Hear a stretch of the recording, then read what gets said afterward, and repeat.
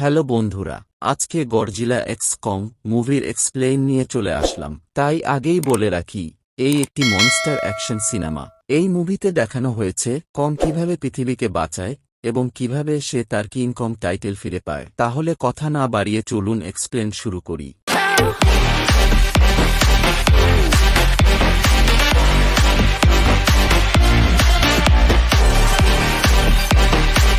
দেখানো হয় পৃথিবীর নিচে থাকা হলো আর্থ এর একটা অংশ দেখানো হয়, যেখানে স্বাভাবিকের চেয়ে অনেক বড় বড় জীবজন্তু বসবাস করত।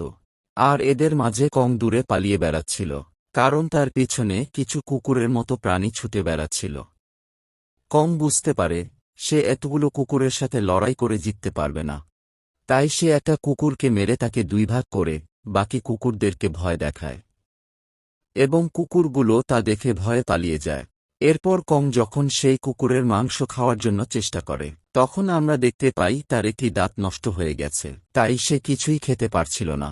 আর তখনই কং অনেক দূর থেকে তার মতো একটা গলার আওয়াজ শুনতে পায়। কং সেই আওয়াজ শুনে সেই আওয়াজের পিছু করতে গিয়ে দেখতে পায় সেটা আসলে একটি ব্যাঙ ছিল।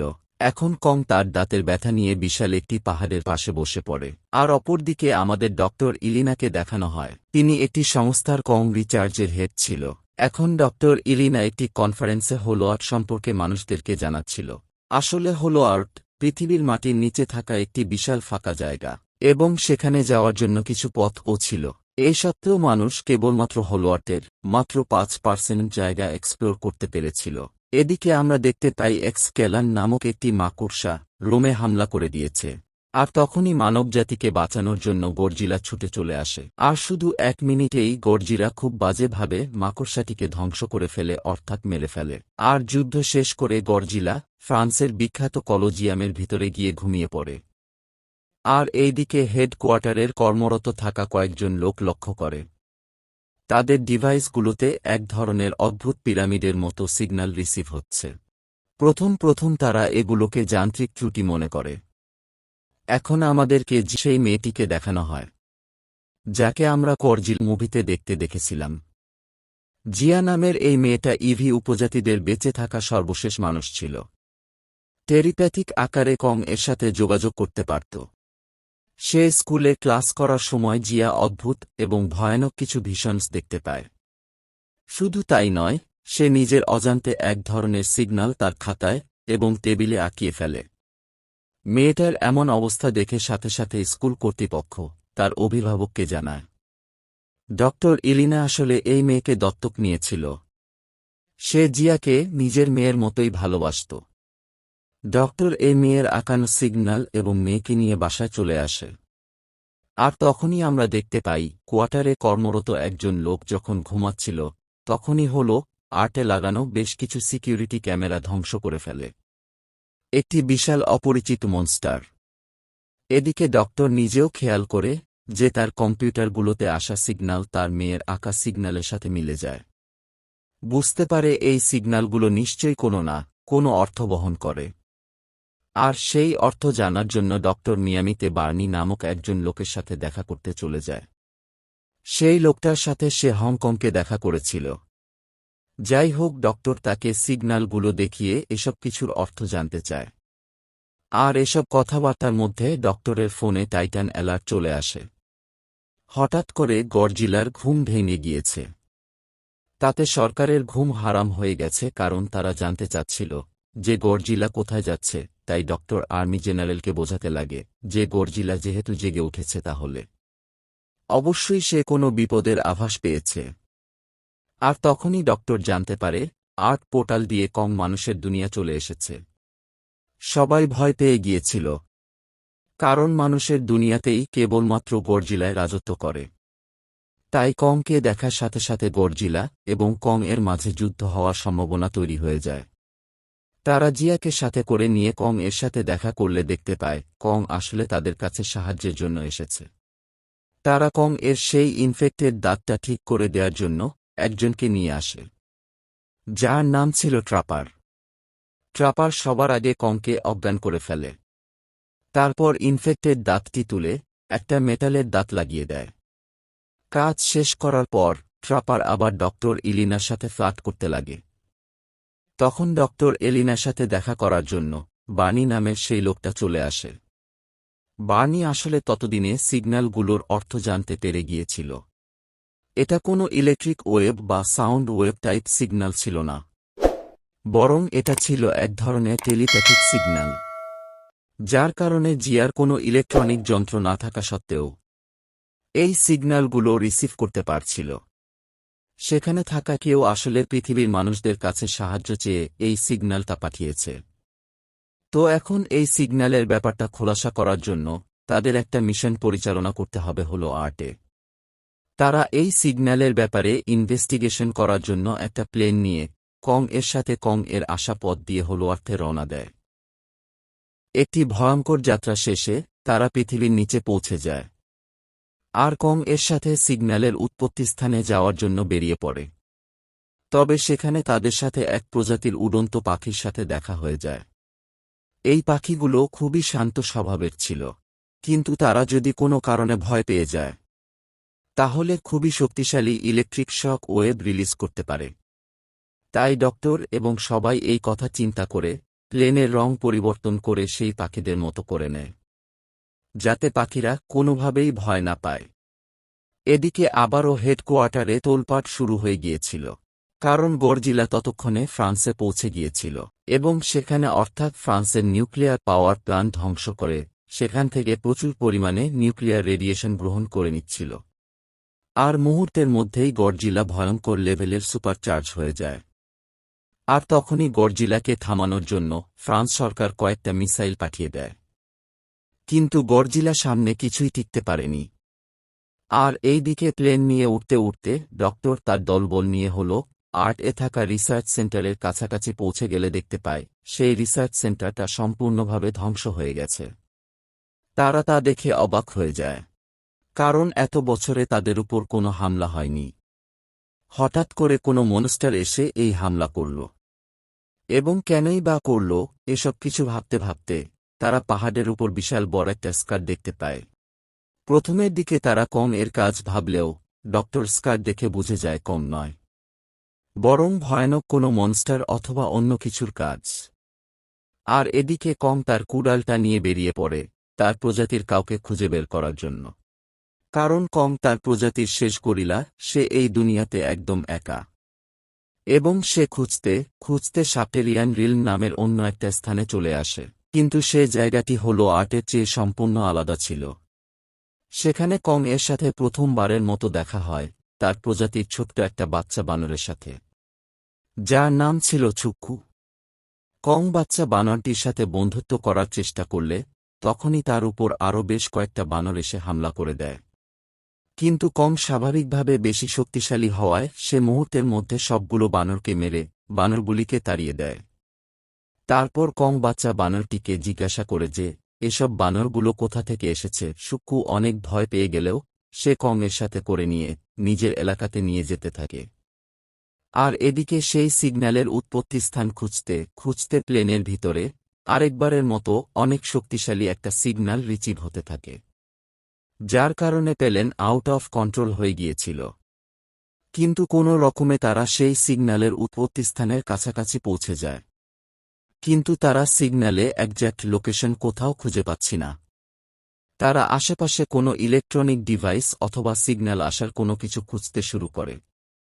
আর খোঁজাখুঁজি করতে গিয়ে একটা গাছের হামলায় একটা আর্মি অফিসার সেখানেই মারা যায়। আর তারা প্রাণ বাঁচানোর জন্য সেখান থেকে দৌড়ে পালিয়ে চলে যেতে থাকে।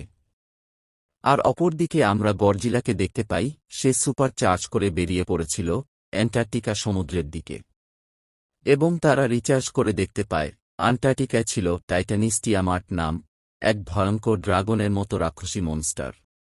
এই টাইটান নিজের এলাকাতে শান্তি বজায় রেখে বসবাস করছিল, আর এই টাইটানিক টিয়ামার্টের বৈশিষ্ট্য ছিল সে সূর্যের সোলার রেডিয়েশন সম্পূর্ণভাবে নিজে অ্যাবজর্ব করে নিত, যার কারণে টিয়ামার্টটিকে পৃথিবী দেখা সবচাইতে চার্জ ব্যাটারি বলা হতো। এদিকে হলো আর্টে থাকা ডক্টর ইলিনা এবং তার দলবল খুঁজতে অদ্ভুত কিছু জিনিস দেখতে পায়, যেগুলো অনেক প্রাচীন মানব সভ্যতার কিছু স্ট্রাকচার দেখে, এবং তারা বুঝে যায় এখানে মানব সভ্যতা অবশ্যই রয়েছে। এবং তারা খুঁজতে খুঁজতে মানব সভ্যতার বেশ কিছু নিদর্শন দেখতে পায়। শুধু তাই নয়, সেখানে তারা এক ধরনের ন্যাচারাল পর্দা দেখতে পায়, যেটা স্পর্শ করার সাথে সাথে রং পরিবর্তন করে ফেলে। এখানে ট্রাপার কৌতূহলবশত পর্দাটা ছিঁড়ে ভিতরে তাকানোর সাথে সাথে তাদের নজরে আসে সম্পূর্ণ অজানা বিশাল এক সভ্যতা। তারা এই নতুন সভ্যতার আবিষ্কার দেখে অবাক হয়ে গিয়েছিল। আর অপরদিকে সুক্কু কং এর সাথে করে নিয়ে এলাকাতে যাবার পরিবর্তে কংকে মারার জন্য কৌশলে একটা লেকের পাশে নিয়ে যায়। সুক্কু জানত যে এই লেকের ভিতর একটা ভয়ঙ্কর সাপের মতো মনস্টার রয়েছে, যেটা সম্ভবত কংকে মেরে ফেলতে পারবে। আর সুক্কু কং এর হাত থেকে বেঁচে যাবে। আর কিছুক্ষণের মধ্যে কং এর উপর সেই রাক্ষসী মনস্টার এসে হামলা করে দেয়। কিন্তু কয়েক মিনিটের ফাইটে কং সেই সাপটাকে ছিন্ন বিচ্ছিন্ন করে মেরে ফেলে। তারপর বসে বসে সাপের মাংস খাওয়ার সময় বাচ্চা বানরটিকেও কিছুটা মাংস খেতে দেয়। আর এটা দেখে সুক্কু বুঝতে পারে যে কং আসলে খারাপ কোনো বানর না। আর এই ঘটনার মাধ্যমে তাদের দুজনের মাঝে একটা বন্ধুত্ব তৈরি হয়। আর পৃথিবীতে থাকা মানুষজন ততক্ষণে বুঝে গিয়েছে গডজিলা টাইটানকে হামলা করতে গিয়েছিল, কারণ তার ভিতরে থাকা চার্জগুলো অবজার্ভ করার জন্য। আর কিছুক্ষণের মধ্যে গডজিলা আর টিয়ামার্টের মধ্যে ফাইট শুরু হয়ে যায়। আর টিয়ামার্টের মতো এত পাওয়ারফুল মনস্টারকে মাত্র কিছুক্ষণের মধ্যেই মেরে ফেলে গডজিলা। আর এদিকে ডক্টর এলিনা ও তার দলবলকে হঠাৎ করে একদল মানুষ এসে ধরে ফেলে। আর তারা তাদের সকলকে ধরে নিয়ে চলে যায় তাদের নিজেদের আবাসস্থলে। সেখানে গিয়ে ডক্টর এবং তার দল রীতিমতো অবাক হয়ে যায়, কারণ এই লোকগুলো উজ্জ্বল এক ধরনের পাথরের এনার্জি দিয়ে নিজেদের সভ্যতা গড়ে তুলেছিল।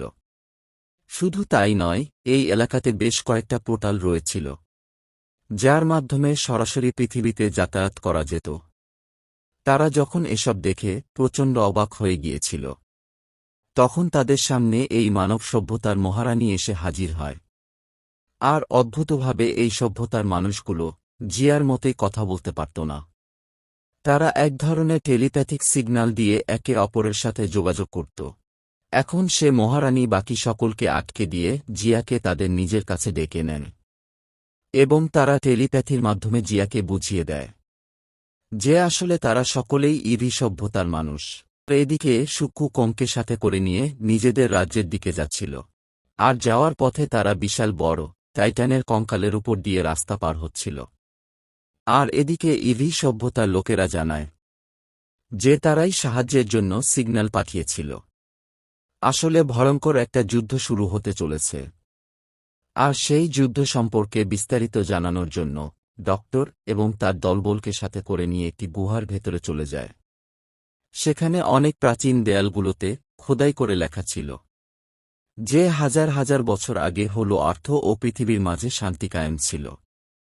এছাড়াও প্রকৃতিকে রক্ষা করার দায়িত্ব ছিল গডজিলা প্রজাতিদের উপর, আর মানব জাতিকে রক্ষা করার দায়িত্ব ছিল কং প্রজাতির উপর।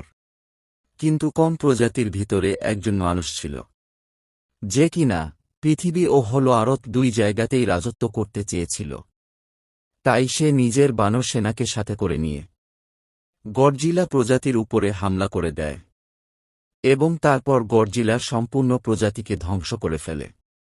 তবে ফাইনালি গডজিলা সেই বানরটিকে হলো আরতের ভিতরে বন্দী করতে সক্ষম হয়। আর সে ভয়ঙ্কর রাজাটিকে ডাকা হতো স্কার কিং নামে। আর এদিকে সুক্কু কংকে সাথে করে নিয়ে নিজেদের এলাকাতে চলে এসেছিল।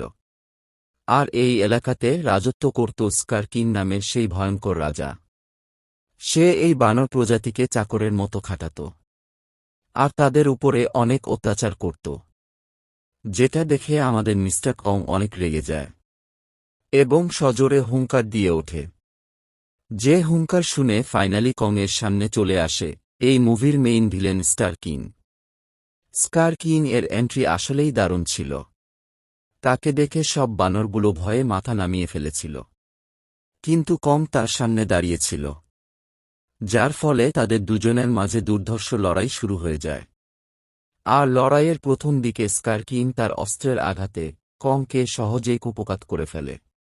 কং অনেক শক্তিশালী হওয়ায় এক পর্যায়ে কং স্কার কিংকে হারিয়ে দেয়। যেটা দেখে স্কার কিং একটা ক্রিস্টালের মাধ্যমে তার সবথেকে বড় পাওয়ার হাউস টাইটান শিমোকে সামনে নিয়ে চলে আসে। আর সে ক্রিস্টালের মাধ্যমে শিমোকে কন্ট্রোল করে কংয়ের উপর আইস ব্রেথ ছুড়ে দিতে বাধ্য করে। আর এ হামলায় কংয়ের এক হাত প্রায় নষ্ট হয়ে যায়। আর সে কোনো রকমে প্রাণ বাঁচিয়ে সেখান থেকে পালিয়ে আসতে থাকে। আর তখনই আমাদের শিমো এর ইন্ট্রোডাকশন দেয়া হয়, যে কিনা ছিল পৃথিবীর সবথেকে পুরনো টাইটান। আর শিমো এতটাই পাওয়ারফুল ছিল যে তার আইস ব্রেথের কারণে পৃথিবীতে আইস নেমে এসেছিল। এবং শিমো এই পৃথিবীতে আসা কিন ইডোরাকে জমিয়ে রেখেছিল শতাব্দীর পর শতাব্দী ধরে। আর স্কার কিন একটা ক্রিস্টাল পাথরের মাধ্যমে শিমোকে নিজের কন্ট্রোলে রাখত। এছাড়াও ইভি সভ্যতার লোকজনেরা ভবিষ্যৎবাণী করেছিল, ভবিষ্যতে যখন আবারও স্কার কিন পৃথিবীতে হামলা করার চেষ্টা করবে, তখন পৃথিবীকে বাঁচানোর জন্য মনস্টারদের রানী নথরাকে জীবিত করতে হবে। আর সে কাজটা করবে স্কার আইল্যান্ড থেকে আসা ইভিত রায়ভারকে, অর্থাৎ জিয়া। আর এদিকে কং নিজের প্রাণ বাঁচিয়ে যখন পালাচ্ছিল, তখনই তার পিছনে পড়া বাকি বানরগুলোকে কোনো রকমে তাড়িয়ে দিয়ে শুক্কুর সাহায্য নিয়ে পালিয়ে যেতে থাকে। আর এদিকে গডজিলা টিয়ামার্টকে মেরে গডজিলা নিজেকে আপগ্রেড করার জন্য হাইবার্ন মিশনে চলে যায়। আর আমরা ইভি সভ্যতার লোকদেরকে দেখতে পাই, যাদের এলাকাতে গ্র্যাভিটি অন্যরকমভাবে কাজ করত, অর্থাৎ এখানে সবকিছু ওজন ছিল অনেক কম। আর তখনই পর্দা ছিঁড়ে সাহায্যের জন্য শুক্কু কংকে সাথে করে নিয়ে পৌঁছে যায়। কিন্তু স্কার কিং এর একটি সদস্য ইভি সভ্যতাকে দেখে ফেলে এবং এখানে থাকা পোর্টালগুলোরও খোঁজ পেয়ে যায়, যার মাধ্যমে পৃথিবীতে যাওয়া সম্ভব ছিল। সাথে সাথে সেই সৈন্য স্কার কিংকে গিয়ে এসব কিছু বলে দেয়। আর শিমোকে সাথে করে নিয়ে বেরিয়ে পড়ে সে পোর্টালের খোঁজ করার জন্য। আর এদিকে হাইবারনেশন থেকে বেরিয়ে গডজিলা পূর্ণ চার্জ করে নিজেকে আপডেট করে জেগে ওঠে অ্যান্টার্কটিকার বরফের উপরে। আর এদিকে ট্র্যাপার এবং জিয়া বুঝতে পারে যে কং ভয়ানকভাবে আহত হয়ে গেছে, তার হাত প্রায় নষ্ট হতে চলেছে। তাই তাকে সুস্থ করার জন্য হলেও তাকে কিছুটা আপডেট করা দরকার। আর তার জন্য তাদেরকে সাহায্য করবে পাওয়ার হাউস নামের একটি প্রজেক্ট।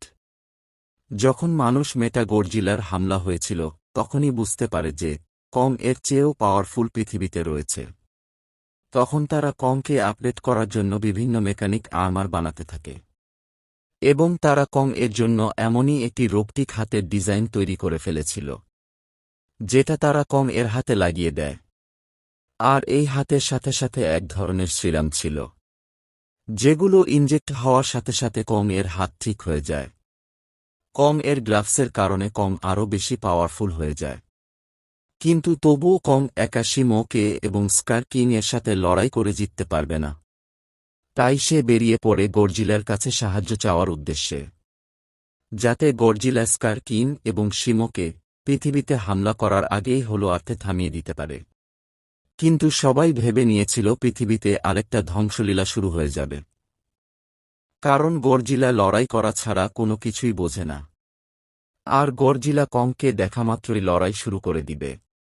আর এরকমটাই হয়। কং যখন মিশরের পিরামিডের কাছে পোর্টালের মাধ্যমে পৌঁছে যায়, তখনই গডজিলা সুপারম্যান এর মতো এসে হাজির হয় এবং তখন তাদের দুজনের মাঝে ভয়ঙ্কর লড়াই শুরু হয়ে যায়। আর এদিকে গডজিলাকে শান্ত করে লড়াই বন্ধ করে দেওয়ার জন্য হোলোয়ার্টে সেই স্কাল আইল্যান্ডের ইভি হিসেবে জিয়াকে পাঠানো হয়, নথরাকে পুনরায় জীবিত করার জন্য। আর অনেক রকমের রীতির রিওয়াজ ফলো করে ফাইনালি জিয়ার হাতের স্পর্শে নতরা জীবিত হয়ে ওঠে। আর এদিকে কং গডজিলাকে বোঝানোর চেষ্টা করে, কিন্তু কোনো লাভ হয় না। তাই কং ও গডজিলাকে মেরে তাকে লেজ ধরে টেনে নিয়ে যেতে থাকে। কিন্তু গডজিলা সুপার পাওয়ার ব্রেডের সামনে কং এর টিকে থাকা প্রায় অসম্ভব ছিল। কং গডজিলার কাছে হেরে যায়। আর গডজিলা যখন কংকে প্রাণে মেরে ফেলার চেষ্টা করছিল, তখনই সেখানে নথরা চলে আসে। আর নথরা দুই টাইটানকে টাইটানিক ভাষায় কি জানো বলে দুজনকে শান্ত করে ফেলে। আর এদিকে ইভির লোকজনেরা একটা লিকুইডের মাধ্যমে একটা গ্র্যাভিটি শকওয়েভ তৈরি করার চেষ্টা করছিল, যাতে করে স্কার কিং তার সৈন্যদেরকে নিয়ে অনেক দূরে চলে যায়। নিচে থাকা কোনো টাইটানই উপরের সেই পোর্টাল অবধি পৌঁছাতে না পারে। এই কাজ শেষ হওয়ার আগে সেখানে স্কারকিন শিমোকে নিয়ে পৌঁছে যায়। আর সবার আগে স্কারকিন শিমোর মাধ্যমে এই ক্রিস্টাল দুটোকে আটকে দেয়। সেখানে থাকা মানুষেরা বুঝে গিয়েছিল সবকিছু বোধহয় শেষ। কিন্তু তখনই ট্রাপার সেই পাখিগুলোকে নিজের পিছনে করে নিয়ে চলে আসে। এবার সেই পাখিগুলো চারপাশে ইলেকট্রিক তৈরি করতে থাকে, যার কারণে সেখানে থাকা স্কারকিং-এর আর্মিরা ডিস্ট্রাক্ট হয়ে যায়। আর তখনই সে পোর্টাল দিয়ে গডজিলা এবং কং দুজনেই নেমে আসে। আর এখানেই সিনেমার মোস্ট এপিক সিনটা চলে আসে, যেখানে এক পাশে গডজিলা এবং কং, আরেক পাশে স্কার এবং শিমো ছুটে যেতে থাকে। আর একদম লড়াইয়ের আগ মুহূর্তে গ্র্যাভিটেশনাল শক ওয়েভের কারণে চারপাশে থাকা গ্র্যাভিটি জিরো হয়ে যায়। আর হাওয়ায় ভাসতে ভাসতে তারা লড়াই করতে থাকে। এখানকার লড়াইটা আসলেই দেখার মতো ছিল। গডজিলা এবং কং এর সাহায্য করতে সেখানে নথরাও চলে আসে। আর এরকম ভয়ঙ্কর লড়াইয়ের মাঝে গ্র্যাভিটেশনাল সব ওয়েভটা শেষ হয়ে যায়, যার কারণে টাইটানগুলো সবাই পোর্টালের মাধ্যমে পৃথিবীতে চলে যায়। আর ব্রাজিলের সমুদ্র সৈকতে হঠাৎই আকাশ থেকে টাইটানগুলো চলে আসে। আর শিমো স্কারকিং-এর হুকুমে সমুদ্রের সাথে সাথে নিজের আইস ব্রেথের মাধ্যমে বায়ুমণ্ডল জমিয়ে দেয়। স্কারকিং পৃথিবীতে আসতে পেরে নিজের রাজত্ব কায়েমে আরও এক ধাপ এগিয়ে যায়। আর এখানে যে ফাইট সিনটা দেখানো হয় সেটা একদম নেক্সট লেভেলের ছিল। ভয়ঙ্কর লেভেলের ডিস্ট্রাকশন আর গডজিলার অ্যাটমিক ব্রেথ ছোড়া, এই সিনটা পুরাই অসাধারণ ছিল।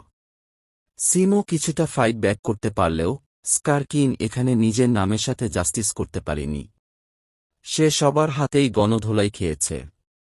তার মধ্যে আবার সুক্কু এসে শিমোকে কন্ট্রোল করার ক্রিস্টেলটাও ধ্বংস করে ফেলে। আর বেচারা স্কার তিনটি বিগ টাইটানের একমাত্র শত্রু হয়ে যায়। আর শিমু পুরো স্কারকিংকে বরফ বানিয়ে দেয় এবং আর কং টুকরো টুকরো করে ফেলে। আর গডজিলা এটমিক বেদ দিয়ে বায়ুমণ্ডলকে ঠিক করে ফেলে। আর নথরা সেই পর্দাটিকে আবারও ঠিক করে দেয়। আর এদিকে জিয়াকে নিজের কাছে ফেরত নিয়ে ডক্টর পৃথিবীতে চলে আসে। আর গডজিলা চলে যায় কলোজিয়ামের ভিতর ঘুমাতে। আর কং শিমুর পিঠে করে নিজের রাজ্যতে ফিরে আসে। আর এখানেই কং হাসিল করে নেয় নিজের আসল টাইটেল কিং কং। আর এখানে সিনেমাটি শেষ হয়ে যায়।